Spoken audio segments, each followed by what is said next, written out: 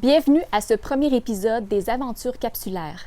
Quoi de mieux qu'une aventurière pour nous parler de l'impact de l'aventure au quotidien? Je vais donc céder la parole à Caroline Côté, qui a accepté de nous parler de l'aventure au quotidien et dans sa vie en général.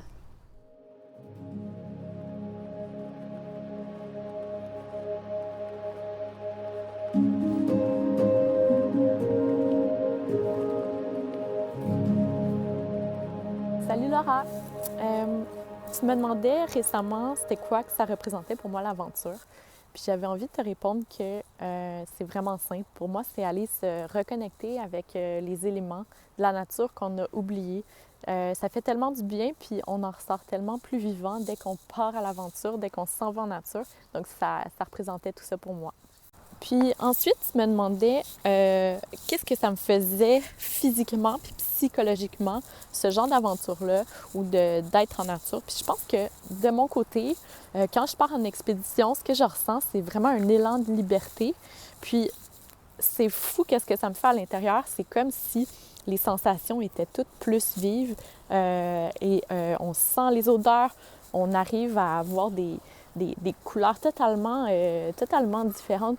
Tout ressort d'une façon où, à la maison, parfois, on a l'impression d'oublier toutes ces belles choses-là qui sont dans la nature. Puis ce que ça m'amène d'aller en nature puis de vivre l'aventure à chaque jour, c'est peut-être une espèce d'élan de liberté qui me permet d'avoir des répercussions positives physiquement puis mentalement.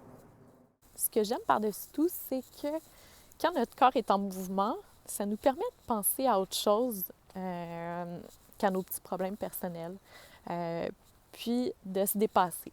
C'est ce que j'adore.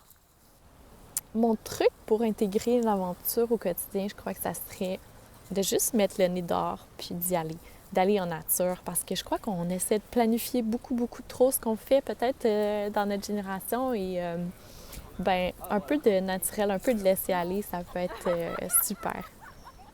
Pour se mettre en marche, il suffit d'avoir 5% des réponses à ces questions. Les 95% restants viennent le long du chemin. Ceux qui veulent 100% de réponses avant de partir restent sur place. C'est Mike Horn qui a dit cette phrase il y a quelques années. En fait, Caroline Côté explique exactement ce que Mike Horn a voulu dire avec cette phrase. À bien y penser, l'aventure est finalement peut-être plus accessible qu'on le croit.